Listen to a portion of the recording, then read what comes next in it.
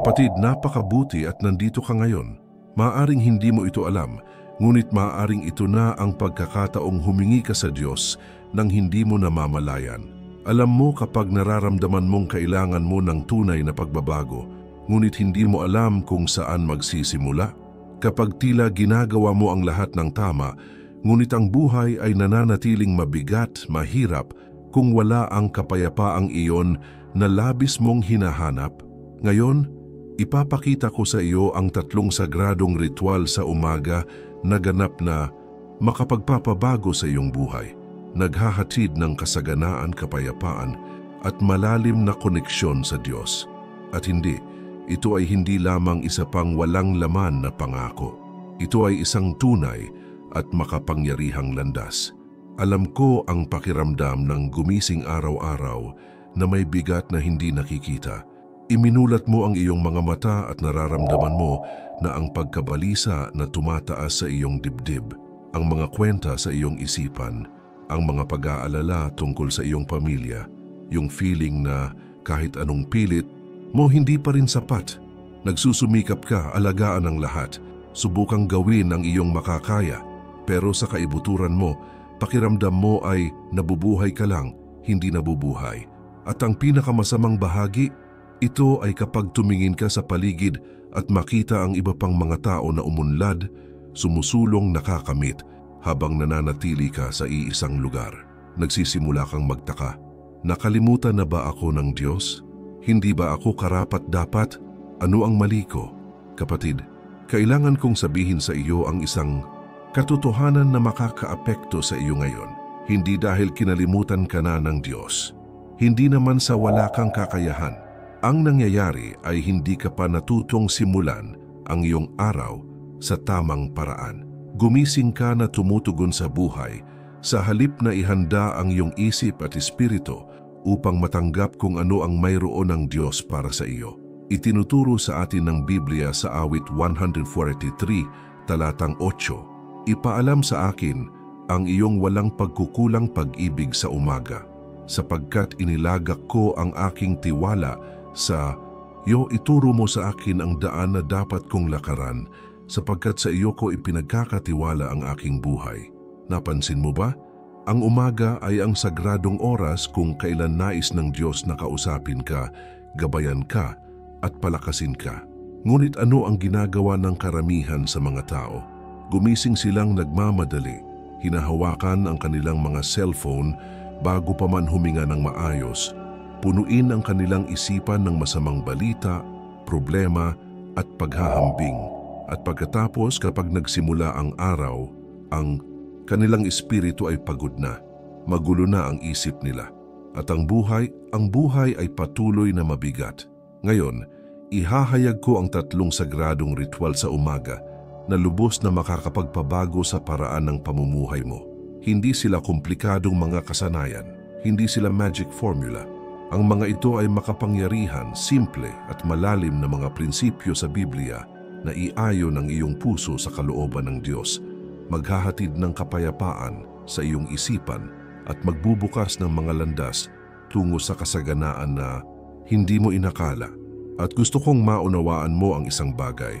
Kung ipagpapatuloy mo ang panunood ng video na ito, hindi mo lang maririnig ang tungkol sa mga ritual na ito. Matututuhan mo ng eksakto kung paano isabuhay ang mga ito, hakbang-hakbang, sa paraang may katuturan para sa iyong buhay. Matutuklasan mo kung paano gawing mga sagradong sandali ng koneksyon, pananampalataya at espiritual na kapangyarihan ang iyong umaga. Maaring ang nilalamang ito ay kung ano mismo ang hinahanap mo sa lahat ng oras na ito nang hindi namamalayan. Kaya manatili sa akin hanggang sa huli, dahil kung ano ang susunod na maaring maging punto ng pagbabago na kailangan ng iyong puso. At dahil sabay nating sinisimulan ito, gusto kong gumawa ka ngayon. Pumunta sa mga komento at isulat ang "Handa akong baguhin ang aking umaga at buhay."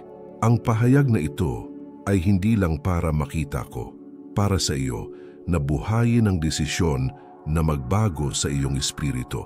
Bawat salitang isinusulat mo dito ay may kapangyarihan, kapatid. at tayo ay sama-sama sa panalangin para sa pagbabagong ito. Ngayon, bago ko ihayag sa iyo ang 3 sagradong ritual na ito, kailangan mong maunawaan ang isang pangunahing katotohanan na maghahanda sa iyong puso na tanggapin ang lahat ng nasa hinaharap. Kapatid, hindi ko imbento ang 3 sagradong ritual sa umaga na ihahayag ko sa iyo. Ang mga ito ay nakaugat sa salita ng Diyos na isinagawa ng mga kalalakihan at kababaihan ng pananampalataya sa buong mga siglo at pinatunayan ng mga taong piniling mamuhay sa pagsunod at lapit sa lumikha. Ang mga ritual na ito ay pasasalamat higit sa lahat, pagninilay sa salita at pagpapahayag ng pananampalataya tungkol sa araw. Maaaring mukhang simple ito, ngunit ginagarantiyahan ko sa iyo. Kapag talagang sinimulan mong isagawa ito, magsisimulang magbago ang lahat. Ang iyong isip ay nababago, umalma ang iyong puso, at ang presensya ng Diyos ay nagiging totoo sa iyong buhay sa paraang hindi mo pa nararanasan. Unang ritual, pasasalamat higit sa lahat. Paggising mo bago ka mag-isip ng anumang problema o alalahanin, ang unang bagay na dapat mong gawin ay magpasalamat. Magpasalamat sa pagiging buhay. Magpasalamat sa panibagong araw. Magpasalamat para sa iyong pamilya, sa iyong tahanan, sa iyong pang-araw-araw na pagkain, kahit na tila maliit. Sabi ng Biblia sa 1 Thessalonica Kabanata 5, versikulo 18, magpasalamat kayo sa lahat ng pagkakataon, sapagkat ito ang kalooban ng Diyos para sa inyo kay Kristo Jesus. Alam mo ba na ang pasasalamat ay nagbubukas ng mga pintuan ng langit, na kapag na-acknowledge mo ang mga biyayang mayroon ka na, mas ibinubuhos ng Diyos sa iyo. Ang problema ay ang karamihan sa mga tao ay gumising na nagrereklamo. Nagrereklamo sila tungkol sa trabaho, sa kanilang sitwasyon, sa kanilang pagod, at pagkatapos nang hindi namamalayan, isinasara nila ang mga pintuan sa kasaganaan. Pinutol ng pasasalamat ang kaisipan ng kakapusan at inilalagay ka sa tono ng banal na probisyon. Pangalawang ritual, pagninilay sa salita. Pagkatapos magpasalamat, kailangan mong pakainin ang iyong espiritu, at ang tanging tunay na pagkain para sa kaluluwa ay ang salita ng Diyos. Magbasa ng isang awit, isang talata mula sa Kawikaan, isang turo ni Jesus. Hindi naman kailangang magkano, ngunit kailangang may bukas na puso. Sinabi ni Jesus sa Mateo Kabanata 4, versikulo 4, ang tao ay hindi mabubuhay sa tinapay lamang, kundi sa bawat salita na nagmumula sa bibig ng Diyos. Kung hindi mo pinapakain ang iyong kaluluwa sa umaga, gugugol mo ang araw na walang laman, mahina sa mga tukso, pagkabalisa at takot. Ang pagninilay sa salita ay nagpapanibago sa iyong isipan. Nagdudulot ito ng kalinawan, nagbibigay ito ng direksyon, at higit pa riyan, inilalagay ka nito sa pakikipag-isa sa Diyos. Kapag nagbabasa ka ng Biblia ng may pananampalataya, hindi lang ikaw ang nagbabasa, ang Diyos ang nangungusap sa iyo. Pangatlong ritual, pagpapahayag ng pananampalataya tungkol sa araw. Pagkatapos magpasalamat at magnilay, kailangan mong magpahayag. Ipahayag ng malakas na ang iyong araw ay nasa ilalim ng kontrol ng Diyos, na hindi ka mabubuhay na tumutugon sa mga pangyayari, ngunit nagtitiwala sa banal na probisyon, na ikaw ay anak ng Diyos at gagabayan po, protektahan at uunlad ka niya. Ang Kawikaan Kabanata 8, versikulo 21 ay nagtuturo sa atin, ang kamatayan at buhay ay nasa kapangyarihan ng dila. Ang mga salitang binibigkas mo sa umaga ay tumutukoy kung paano mo mabubuhay ang araw. Kung magigising ka tungkol sa mga problema, kahirapan at takot, iyan ang maaakit mo. Ngunit kung magpahayag ka ng pananampalataya, kapayapaan at kasaganaan, ginagawa mo ang kapangyarihan ng Diyos sa iyong buhay. Ang 3 ritual na ito, kapatid, ay mukhang simple. Ngunit kapag sinimulan mong pagsasanay ang mga ito araw-araw, may mangyayaring supernatural. Nagsisimula ng magbago ang iyong buhay. Lumilitaw ang mga pagkakataon, namuhay ang kapayapaan, at sa wakas ay naramdaman mong nabubuhay ka, hindi lamang nabubuhay. Ngunit alam ko kung ano ang maaaring iniisip mo ngayon, paano ko ito gagawin? Paano ko ito isasagawa sa paraang gumagana para sa akin? At iyon mismo ang ituturo ko sa iyo sa mga susunod na minuto.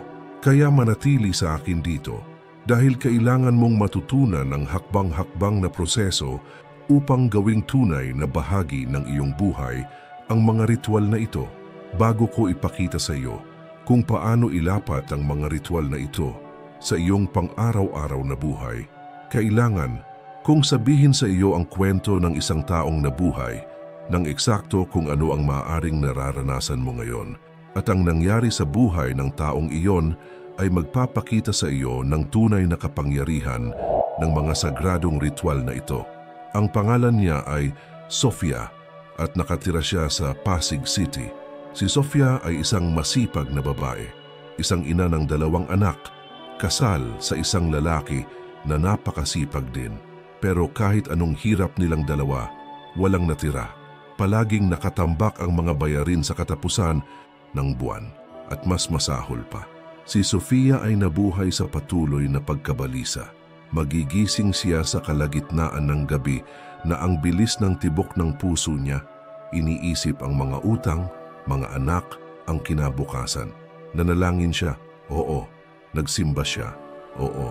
Ngunit sa kaibuturan niya nadama niya na ang Diyos ay malayo, para bang ang kanyang mga panalangin ay hindi umaabot sa kanya. Nagsimulang mag-isip si Sofia kung karapat-dapat ba siyang pagpalain, kung talagang nagmamalasakit ang Diyos sa kanya. Isang araw, pagkatapos ng isa pang gabing walang tulog, nasa bus stop si Sofia papunta sa trabaho. Pagod, panghinaan ng loob at walang pag-asa. Isang babae ang naupo sa tabi niya at nang hindi nagtanong si Sofia ng anuman, nagsimulang magsalita, "Anak, parang nabigla ka. Maaari ba akong magbigay sa iyo ng ilang payo? Baguhin ang paraan ng pagsisimula ng iyong araw. Bago mag-isip tungkol sa anumang bagay, salamat sa Diyos. Basahin ang kanyang salita at ipahayag na ang araw ay pag-aari niya, hindi sa iyo." Nanatiling tahimik si Sofia. Ang mga salitang iyon ay parang kakaiba, ngunit kasabay nito ay naantig ng husto ang kanyang puso. Nang gabing iyon, bago matulog, nagpasya siyang subukan. Kinabukasan, pagkagising niya, imbes na kunin ang cellphone, ay pumikit siya at nagsimulang magpasalamat. "Thank you God for another day. Thank you for my family. Thank you for everything you have done." Noong una, mahirap. Tumulo ang luha, ngunit nagpatuloy siya. Pagkatapos, dinampot niya ang Biblia at binasa ang awit 23. Mabagal siyang nagbasa, dinadama ang bawat salita. At pagkatapos malakas ipinahayag niya, "Ngayon, nagtitiwala ako sa iyo, Panginoon. Ang araw na ito ay nasa iyong mga kamay. Ako ay anak ng hari at papatnubayan ako ng Panginoon." Kapatid, sa mga unang araw walang nagbago sa panlabas. Pero iba ang napansin ni Sofia sa loob. Nabawasan ang pagkabalisa. Nagsimulang bumalik ang kapayapaan. Gumaan ang pakiramdam niya, mas kumpiyansa. At pagkatapos, may isang nakakagulat na nangyari. Pagkalipas ng 2 linggo, tinawagan ng kanyang amo si Sofia sa opisina at inalok siya ng promosyon na hindi niya inaasahan. Pagkalipas ng 1 buwan, ang isang lumang utang na tila imposibleng bayaran ay napatawad dahil sa isang error sa sistema ng bangko. At 3 buwan pagkatapos noon, nakakuha ng mas magandang trabaho ang asawa ni Sofia na hindi nila akalain na sweldo. Pero alam mo ba kung ano talaga ang nagpabago sa buhay ni Sofia? Ito ay hindi lamang ang pera, ito ay kapayapaan. Ito ay ang katiyakan na ang Diyos ay kasama niya. Araw-araw itong nagigising na alam niyang hindi siya nag-iisa, na hindi niya kailangang pasanin ang lahat sa kanyang mga balikat. Napangiti na naman si Sofia. Naintindihan naman ng mga anak niya. Lalong lumakas ang kanyang pagsasama at nagsimula ang lahat ng magpasya siyang baguhin ang mga unang minuto ng kanyang araw. Ngayon, hindi na nabubuhay si Sofia na tumutugon sa buhay. Nabubuhay siya ng may layunin, may pananampalataya, ng may kagalakan. At lahat dahil natutunan niya ang kapangyarihan ng mga sagradong ritual sa umaga. Kung naantig ang iyong puso sa kwentong ito, kung sa palagay mo ay kailangan mo rin ang pagbabagong ito, pumunta sa mga komento at isulat ang "Pinipili kong simulan ang aking araw kasama ang Diyos." Makapangyarihan ang pahayag na ito, kapatid, at ipagdadasal ko ang bawat taong nagsusulat nito dito. Ngayong nakita mo na kung ano ang maaring mangyari kapag isinasabuhay mo ang mga ritual na ito, ituturo ko sa iyo ng eksakto kung paano ito gawin sa isang praktikal, simpleng paraan na gumagana para sa iyo. Magsimula tayo sa unang sagradong ritual, pasasalamat higit sa lahat. Kapatid, alam ko na ang paggising ng may pasasalamat ay tila mahirap sa una, lalo na kung mahirap ang pinagdadaanan mo. Ngunit iyon mismo ang dahilan kung bakit napakalakas ng pasasalamat. Kapag nagpapasalamat ka kahit sa mahihirap na panahon, sinasabi mo sa Diyos, "Nagtitiwala ako sa Panginoon. Alam ko na ang Panginoon ang may kontrol." Kaya paano mo ito gagawin sa pagsasanay? Simple lang. Kapag nagising ka bago kunin ang iyong telepono, bago mag-isip tungkol sa mga gawain sa araw, ipikit ang iyong mga mata ng ilang segundo, huminga ng malalim, at magsimulang magpasalamat. Ito ay hindi kailangang maging isang mahaba, detalyadong panalangin. Maaari itong maging katulad nito: "Thank you, God, for another day of life. Thank you for my family. Thank you for the roof over my head. Salamat sa trabahong meron ako. Salamat sa pagkain kahapon. Salamat sa pagprotekta sa akin noong gabi." Napagtanto mo ba? Ang mga ito ay simpleng bagay. Ngunit kapag nakilala mo ang mga pagpapalang ito, ang iyong puso ay nagsisimulang uminit, nababawasan ang pagkabalisa, at sinisimulan mo ang araw hindi sa takot, kundi sa pananampalataya. Itinuturo sa atin ng Biblia sa mga awit, Kabanata 100, versikulo 4 at 5, "Pumasok kayo sa kanyang mga pintuang daan na may pasasalamat, at sa kanyang mga looban na may pagpupuri.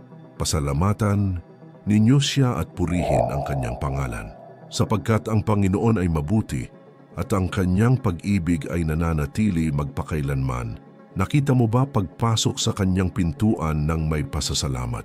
Nangangahulugan ito na kapag nagpasalamat ka, nagbubukas ka ng pinto para pumasok ang presensya ng Diyos sa iyong araw. At kapag kasama mo ang Diyos, nagbabago ang lahat. Gusto kong bigyan ka ng isang praktikal na hamon. Sa susunod na 7 araw, gumising ka at magpasalamat sa hindi bababa sa 3 bagay araw-araw. Kahit anong mangyari, maghanap ng 3 dahilan para magpasalamat at obserbahan kung paano nagbabago ang iyong isip, paano bumalik ang kapayapaan, paano mo sinimulang mapansin ang mga biyayang hindi napapansin noon. Ang pasasalamat ay hindi lamang isang pakiramdam, kapatid. Ito ay isang desisyon, at kapag nagpasya kang magpasalamat, isinaaktibo mo ang batas ng paghahasik at pag-aani dahil mas marami ang natatanggap ng mga nagpapasalamat sa maliit. Ang mga kumikilala sa mga pagpapala ng Diyos ay nakakaakit ng higit pang mga pagpapala. At may isa pang mahalagang bagay, pinuputol ng pasasalamat ang inggit. Kapag nagpapasalamat ka sa kung ano ang mayroon ka, huminto ka sa pagtingin sa kung ano ang mayroon ang iba na wala sa iyo. Tumigil ka sa pagkukumpara sa sarili mo at nagsimula kang mamuhay ng iyong sariling paglalakbay ng may kasiyahan at kagalakan. Kaya, kung gusto mong magsimulang mamuhay ng masagana at kapayapaan, magsimula sa pasasalamat, araw-araw, ng walang pagbubukod, kahit mahirap, lalo na kapag mahirap. Kung sa tingin mo ang mensaheng ito ay sumasalamin sa iyong puso, mangyaring i-like ang video na ito. Ito ay hindi lamang isang kilos, ito ay isang paraan ng pagsasabi ng "O" sa pagbabagong nais idulot ng Diyos sa iyong buhay. At mag-subscribe sa channel dahil dito, hindi lang pinansiyal na kaunlaran ang pinag-uusapan. Pinag-uusapan natin ang kumpletong kaunlaran, emosyonal, espiritual at material. Gayun din, i-on ang mga notification para hindi mo makaligtaan ang anumang mensahe na maaaring magbago sa iyong buhay. At may isa pang bagay na kailangan mong maunawaan tungkol sa mga ritual na ito. Ang pasasalamat ay ang simula, ngunit kailangan itong sundan ng isang bagay na mas malalim, pagpapalusog sa iyong espiritu ng salita ng Diyos. At iyan ang ituturo ko sa iyo ngayon. Ang ikalawang sagradong ritual ay pagninilay sa salita. Kapatid, ang salita ng Diyos ay hindi lamang isang lumang libro na puno ng magagandang kwento. Ang Biblia ay buhay. Ito ay makapangyarihan. Ito ang tinig ng Diyos na direktang nagsasalita sa iyo. At kapag pinagnilayan mo ito sa umaga, pinahihintulutan mo ang Diyos na gabayan ang iyong mga iniisip, ang iyong mga desisyon, ang iyong buong araw. Ngunit alam ko kung ano ang maaari mong isipin. Wala akong oras upang magbasa ng Biblia tuwing umaga. Kailangan kong maghanda, alagaan ang mga bata, pumasok sa trabaho, at naiintindihan ko, busy ang buhay. Ngunit tingnan mo, hindi mo kailangang basahin ang buong Biblia. Hindi mo kailangang gumugol ng isang oras sa pagmumuni-muni. 5 minuto ay sapat na. 5 minuto na maaaring magbago ng iyong buong araw. Ang kailangan mong gawin ay pumili ng isang talata o isang maikling kabanata at basahin itong mabuti, sa bukas na puso. Ito ay hindi tungkol sa pagbabasa nito ng mabilis, na para bang ito ay isang obligasyon. Ito ay tungkol sa pagbabasa nito pakiramdam. Ito ay tungkol sa pagpapasok ng mga salitang iyon sa iyong puso at magsalita sa iyo. Bibigyan kita ng ilang praktikal na mungkahi kung saan magsisimula. Kung ikaw ay nababalisa, basahin ng awit 23 o Filipos, Kabanata 4, versikulo 1 at 7. Kung nasiraan ka ng loob, basahin ang awit 27 o Isayas, Kabanata 40, mga versikulo 28-31. Kung natatakot ka, basahin ang awit 91 o Joshua, Kabanata 1, versikulo 9. Kung kailangan mo ng karunungan, basahin ang Kawikaan, Kabanata 3, versikulo 5 at 6. At pagkatapos mong basahin, huminto saglit, ipikit mo ang iyong mga mata, at tanungin ang Diyos, ano ang gustong sabihin sa akin ng Panginoon tungkol dito ngayon? At makinig, hindi sa iyong mga tainga, ngunit sa iyong puso. Itinuro sa atin ni Jesus sa Juan, Kabanata 6, versikulo 73. Ang Espiritu ay nagbibigay buhay, ang laman ay walang halaga. Nakikita mo ba ang mga salita ng Diyos ay nagbibigay buhay? Nagdadala sila ng lakas, nagdadala sila ng direksyon. Kapag nagninilay-nilay ka sa salita sa umaga, binibihisan mo ang iyong isip ng katotohanan. At sa araw, kapag dumating ang mga tukso, kapag lumitaw ang mga hamon, maalala mo ang talatang iyon, pangako yan, at iyon ang magpapatibay sa iyo. Naaalala ko ang mga araw na gumising akong nalilito, hindi alam kung anong desisyon ang gagawin. At pagkatapos ay magbabasa ako ng isang talata at para bang direktang nagsasalita sa akin ang Diyos. Ang sagot na kailangan ko ay naroon.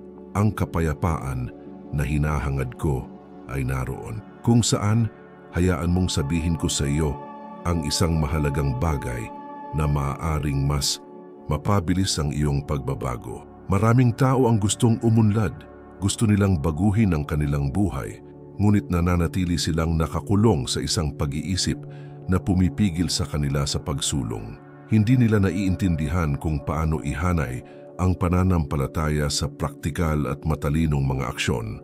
Sa pag-iisip na iyon, naghanda ako ng isang espesyal na piraso ng material na tinatawag na ibahin ang iyong mindset at mabilis na paramihin ang iyong pananalapi. Ang gabay na ito ay hindi lamang teorya. Isa itong praktikal na hakbang-hakbang na proseso na tutulong sa iyo na malampasan ang mental at espiritual na mga block na nagpapanatili sa iyong nakulong sa kakulangan. Ihanay ang iyong isip sa mga prinsipyo ng Biblia ng kasaganaan at maglapat ng mga simpleng estratehiya na nagdudulot ng tunay at pangmatagalang resulta. Kung sa tingin mo ay handa ka ng kumawala mula sa ikot ng kahirapan at magsimula ng isang bagong yugto ng pag-unlad at kalinawan sa pananalapi. Huwag mag-antala. Pumunta sa unang nakapin na komento sa ibaba ng video na ito at i-download ang material habang available pa ito. Dahil ang pagkakaiba sa pagitan ng mga nagbabago sa mga nananatiling walang pag-unlad ay simple, ang desisyon na kumilos. At ang desisyon na iyon ay maaring sa iyo na ngayon. Sa pagbabalik sa ating tinalakay, ang pagninilay sa salita ay mahalaga. Ngunit may ikatlong ritual na kumukumpleto sa sagradong pag-ikot ng umaga. At iyon ang pag-uusapan ko ngayon. Ang ikatlong sagradong ritual ay isang pahayag ng pananampalataya tungkol sa araw. Kapatid, itinuturo sa atin ng Biblia na ang buhay at kamatayan ay nasa kapangyarihan ng dila. Nangangahulugan ito na ang mga salitang binibitawan mo ay may kapangyarihan. Ang mga ito ay hindi lamang mga tunog. Lumilikha sila ng mga katotohanan. Pinapagana nila ang mga puwersa sa espiritual na mundo. Kapag nagising ka at nagsimulang magreklamo, pinag-uusapan ang mga problema, kahirapan at takot. Ipinapahayag mo ang kakulangan sa iyong buhay. Inaakit mo ang hindi mo gusto. Ngunit kapag nagpahayag ka ng pananampalataya, kapag nagsasalita ka ng mga salita ng buhay, kapayapaan at kasaganaan, ginagawa mo ang kapangyarihan ng Diyos sa iyong araw. Kaya paano mo ito gagawin sa pagsasanay? Pagkatapos magpasalamat at magnilay sa salita, kailangan mong ipahayag ito. Pasigaw, nang may pananalig, nang may pananampalataya. Maaring ganito: Panginoon, iniaalay ko ang araw na ito sa iyong mga kamay. Nagtitiwala ako na gagabayan mo ako sa bawat desisyon na gagawin ko. Ipinapahayag ko na ako ay anak ng buhay na Diyos at ang kanyang paglalaan ay nasa aking buhay. Ipinahahayag ko ang kapayapaan sa aking isipan, kalusugan sa aking katawan at kasaganaan sa aking pananalapi. Ipinapahayag ko na ngayong araw na ito ay lalakad ako ng may karunungan, may pagmamahal at may layunin. Lahat ng gagawin ko ay pagpapalain sa iyo dahil lahat ng aking puso ay pagpapalain. Nakita mo ba ito ay hindi isang mahabang panalangin, ngunit ito ay isang malakas na panalangin dahil kapag ipinahayag mo ang mga salitang ito ng may pananampalataya, iniayon mo ang iyong espiritu sa kalooban ng Diyos. Itinuturo sa atin ng Biblia sa Marcos, Kabanata 11, versikulo 23. Katotohanang sinasabi ko sa iyo, kung ang sino man ay magsabi sa bundok na ito, humayo ka, tumalon ka sa dagat, at hindi nag-aalinlangan sa kanilang puso, ngunit naniniwala na mangyayari ang kanilang sinasabi, ito ay mangyayari para sa kanila. This is faith in action, kapatid. Ito ay gumagamit ng kapangyarihan ng mga salita upang ilipat ang mga bundok. At ang mga bundok sa iyong buhay ay maaring maging mga utang, maaari silang maging mga takot, maaari silang masira ang mga relasyon. Ngunit kapag nagpahayag ka ng may pananampalataya, ang mga bundok na iyon ay nagsimulang gumalaw. Nais kong bigyan ka ng praktikal na hamon. Sa susunod na 7 araw, pagkatapos magpasalamat at magnilay-nilay sa salita, ipahayag ng malakas ang 3 bagay na gusto mong makita sa iyong buhay. Maaring ito ay kapayapaan, maaring ito ay pinansyal na probisyon, maaring ito ay pagpapanumbalik ng pamilya, at ipahayag ito ng may pananampalataya. Hindi bilang isang taong nagtatanong, ngunit bilang isang taong nakatanggap na. Sapagkat ang Biblia ay nagtuturo sa atin sa Marcos, Kabanata 11, versikulo 23, kaya't sinasabi ko sa inyo, anuman ang hingin ninyo sa panalangin, ay manalig kayong natanggap na ninyo at ito'y magiging sa inyo. Kapag nagpahayag ka ng may pananampalataya, hindi ka lang nagsasalita. Iyong pinapagana ang kapangyarihan ng Diyos. Binubuksan mo ang mga pintuan sa espiritual na mundo. At ang sarado ay nagsimulang magbukas. Nagsisimulang gumalaw ang nakaharang. Kung sa tingin mo ang mensaheng ito ay malalim na nakaaantig sa iyong puso, pumunta sa mga komento at isulat ang Ipinapahayag ko ang kasaganaan at kapayapaan sa aking buhay. Ito ay hindi lamang isang magandang parirala. Ito ay isang pagpapahayag ng pananampalataya. At sama-sama tayong manalangin para sa lahat ng gumagawa ng deklarasyon na ito dito. Ngayon alam kong maaring nagtataka ka, ngunit paano kung gawin ko ito at walang magbabago? At iyon ang kailangan kong kausapin ngayon. Kapatid, kailangan kong maging tapat sa iyo. Ang 3 sagradong ritual sa umaga, pasasalamat, pagninilay-nilay sa salita at pagpapahayag ng pananampalataya ay makapangyarihan. Ngunit gagana lamang ang mga ito kung isasabuhay mo ang mga ito araw-araw. Walang silbi na gawin ang mga ito ng 1 beses, 2 beses at pagkatapos ay huminto. Ang pagbabagong anyo ay may pagkakapare-pareho. Itinuturo sa atin ng Biblia sa Galacia, Kabanata 6, versikulo 9. Huwag tayong mga pagod sa paggawa ng mabuti, sapagkat sa tamang panahon ay mag-aani tayo kung hindi tayo susuko. Napagtanto mo ba? Sa takdang panahon, hindi ito nangyayari sa magdamag, hindi ito magic. Ito ay isang proseso, ito ay isang paglalakbay. At kung sumuko ka sa kalagitnaan, hindi mo na makikita ang mga gantimpala. Alam kong maaring mahirap ito. Darating ang mga araw na magigising ka na walang gana magpasalamat. Darating ang mga araw na matindi ang sakit na ayaw mong buksan ang Biblia. Darating ang mga araw na ang iyong pananampalataya ay tila napakahina upang magpahayag ng anuman.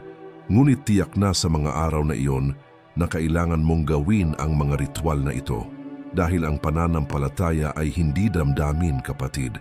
Ang pananampalataya ay isang desisyon at kapag nagpasya kang magtiwala sa Diyos kahit na wala kang nararamdaman, kahit na tila walang nagbabago, doon magsisimulang mangyari ang himala. Naaalala ko ang mga panahon sa aking buhay na dumaranas ako ng malubhang kahirapan sa pananalapi. Araw-araw akong nagising sa takot, balisa. Ngunit nagpasya akong gawin ang mga ritual na ito. Nagpapasalamat ako kahit na wala akong gana. Binasa ko ang salita kahit na pinipigilan ako ng mga luha na makakita ng malinaw. Nagdeklara ako ng probisyon kahit na walang laman ang aking bank account. At alam mo kung ano ang nangyari. Hindi ito mabilis. Ngunit unti-unti nagsimulang magbago ang mga bagay. Nagsimulang lumitaw ang mga pagkakataong hindi ko inaasahan. Ang mga taong hindi ko pa kilala ay nagsimulang tumulong sa akin. At higit sa lahat, bumalik ang kapayapaan. Nawala ang pagkabalisa. At sa wakas naunawaan ko na hindi ako pinabayaan ng Diyos. Itinuturo sa atin ng Biblia sa Hebreo, Kabanata 11, talata 1. Ngayon ang pananampalataya ay ang katunayan ng mga bagay na inaasahan, ang katibayan ng mga bagay na hindi nakikita. Kailangan mong magkaroon ng pananampalataya kahit na hindi mo nakikita ang mga resulta. Kailangan mong magpatuloy kahit na parang walang nagbabago. Dahil sa espiritual na mundo, nangyayari na ang mga bagay. At sa takdang panahon magpapakita sila sa iyong buhay. Napakahalaga ng salitang ito, kapatid. At sigurado akong may isang tao sa buhay mo na kailangan ding makarinig nito. Maaaring ito ay isang kaibigan, isang miyembro ng pamilya, isang taong kilala mo na dumaranas ng mga paghihirap. Ibahagi ang video na ito dahil kapag nagbahagi ka ng mensahe ng pananampalataya, ikaw ay naging instrumento ng Diyos para pagpalain ang ibang buhay. At kung mas pinagpapala mo, mas pinagpapala ka. Ngayon gusto kong sabihin sa iyo ang tungkol sa isang bagay na higit na magpapahusay sa mga sagradong ritual na ito sa iyong buhay. Kapatid, may katotohanan sa Biblia na hindi lubos na nauunawaan ng maraming tao. At ang katotohanan ito ay maaring maging susi sa iyong pamumuhay sa masaganang buhay na inihanda ng Diyos para sa iyo. Ang katotohanan ay ito, bago magbago ang anumang bagay sa iyong panlabas na buhay, may kailangang baguhin sa loob mo, sa isip mo, sa iyong paraan ng pag-iisip. Itinuturo sa atin ng Biblia sa Roma, Kabanata 12, talata 2, huwag kayong umayon sa pattern ng mundong ito, kundi magbago kayo sa pamamagitan ng pagbabago ng inyong pag-iisip. Kung magkagayon ay masusubok at maaaprubahan ninyo kung ano ang kalooban ng Diyos, ang kanyang mabuti, kalugod-lugod at sakdal na kalooban, pagbabago ng pagkakaunawaan ng isip. Nangangahulugan ito na kailangan mong baguhin ang paraan ng pag-iisip mo tungkol sa Diyos, tungkol sa iyong sarili, tungkol sa pera, tungkol sa kasaganaan, tungkol sa iyong hinaharap. At iyon mismo ang mangyayari kapag sinasanay mo ang 3 sagradong ritual sa umaga. Binabago ng pasasalamat ang iyong isip, inaalis ang kakulangan at pinapalitan ito ng kasaganaan. Ang pagmumuni-muni sa salita ay nagpapanibago sa iyong isip, inaalis ang mga kasinungalingan at pinapalitan ang mga ito ng katotohanan. Ang isang deklarasyon ng pananampalataya ay nagpapanibago sa iyong isip, nag-aalis ng takot at pinapalitan ito ng kumpiyansa. Ngunit kailangan kong sabihin sa iyo ang isang bagay na mahalaga. Ang pag-renew na ito ay hindi nangyayari sa sarili nitong. Kailangan mong intentional. Kailangan mong maging maingat sa mga kaisipang pumapasok sa iyong isipan sa araw dahil susubukan ng kalaban na magtanim ng pagdududa, takot at panghihina ng loob. At kung hindi ka matatag sa salita, maaari kang maniwala sa mga kasinungalingang ito. Itinuturo sa atin ng Biblia sa ikalawang mga taga-Korinto, Kabanata 10, versikulo 5, ibinaba ang mga pangangatwiran at bawat mataas na bagay na nagmamataas laban sa kaalaman ng Diyos, dinadala ang bawat pag-iisip sa pagkabihag sa pagsunod kay Kristo. Nangangahulugan ito na kapag ang isang negatibong pag-iisip ay dumating, kapag ang isang kasinungalingan ay sinubukang mag-ugat sa iyong isip, kailangan mong tanggihan ito. At paano mo ito gagawin?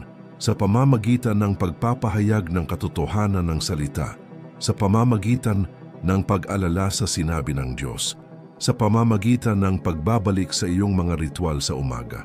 Halimbawa, kung sa araw ay nagsimula kang makaramdam ng takot na hindi ka magkakaroon ng sapat na pera, naaalala mo ang iyong idineklara sa umaga, ang Diyos ang aking tagapagkaloob, Siya ang nag-aalaga sa akin, at pagkatapos ay nawawalan ng kapangyarihan ang takot. Kung nagsimula kang makaramdam ng hindi karapat-dapat, walang kakayahan, naaalala mo ang sinasabi ng Biblia, Ako ay anak ng Diyos.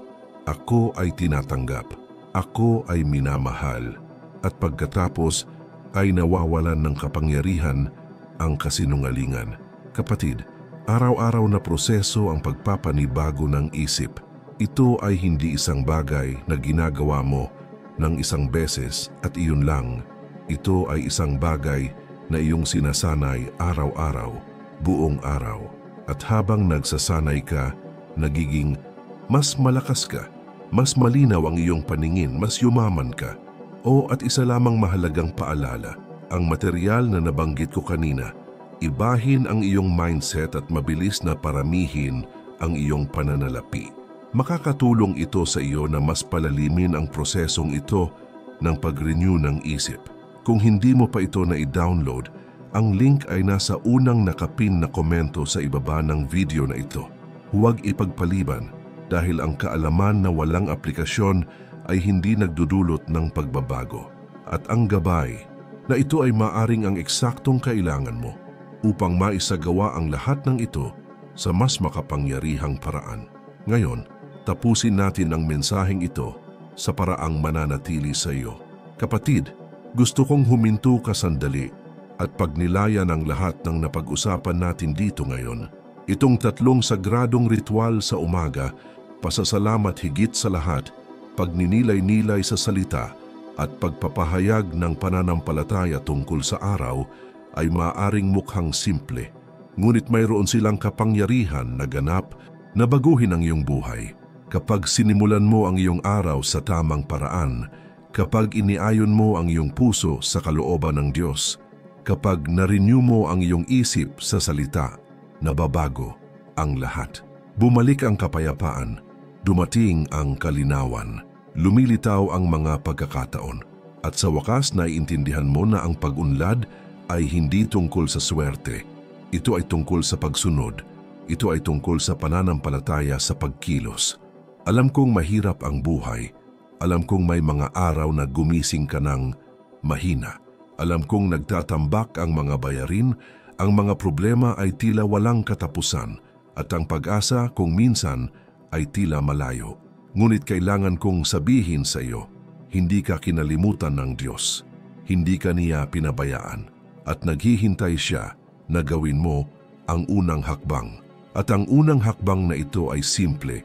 Magsimula bukas, kapag nagising ka, bago kunin ang iyong telepono, bago mag-isip ng anumang bagay, ipikit mo ang iyong mga mata at magpasalamat. Pagkatapos, buksan ang Biblia at basahin ang isang talata. At pagkatapos, ipahayag ng malakas na ang araw ay pag-aari ng Diyos, na magtiwala ka sa Kanya na ikaw ay anak ng hari, at obserbahan kung ano ang mangyayari. Itinuturo sa atin ng Biblia sa mga awit, Kabanata 30, versikulo 5. Ang pag-iyak ay maaaring tumagal ng isang gabi, ngunit ang kagalakan ay dumarating sa umaga. Kapatid, pwede na ang umaga mo. Ang iyong pagbabago ay maaaring magsimula bukas. Hindi mo na kailangang maghintay pa. Hindi mo kailangang ipagpatuloy ang pamumuhay sa pagkabalisa, takot at kakapusan. May mas mabuting landas ang Diyos para sa iyo. At ang landas na iyon ay nagsisimula sa mga sagradong ritual na ito. Ngayon, gusto kong pumunta ka sa mga komento at isulat. Nangangako ako sa pagsisimula ng aking mga araw kasama ang Diyos. Ito ay hindi lamang isang pahayag. Ito ay isang pangako sa iyong sarili, sa iyong pagbabago, sa iyong hinaharap. At ipagdadasal ko ang bawat taong nagsusulat nito dito. Kung naramdaman mong kinausap, ka ng Diyos ngayon mag-iwan ng tulad sa ibaba. Ito ay hindi lamang isang kilos. Ito ay iyong pagsasabi ng Amen sa salitang iyong natanggap. Mag-subscribe sa channel at i-activate ang notification bell dahil dito natin ipagpapatuloy ang pag-uusap tungkol sa tunay na kasaganaan, tungkol sa praktikal na pananampalataya, tungkol sa kung paano mamuhay ang masaganang buhay na inihanda ng Diyos para sa iyo. At isa pa, kapatid, ang natutunan mo lang dito ay simula pa lamang. May video na nagpe-play sa iyong screen ngayon na magpapakita sa iyo ng mas malalim. Isang bagay na maaaring mag-unlock ng mga pinto na hindi mo alam na sarado sa iyong buhay. Huwag kang umalis ngayon. I-click ang video na ito sapagkat ang Diyos ay may iba pang ihahayag sa iyo ngayon at hindi mo nais na makaligtaan ito. Naway mapuno ng kapayapaan ng Diyos ang iyong puso, naway gabayan ng Kanyang karunungan ang iyong mga hakbang, at naway mahayag ang Kanyang kaunlaran sa bawat bahagi ng iyong buhay. Hanggang sa susunod na video, kapatid, pagpalain ka ng Diyos.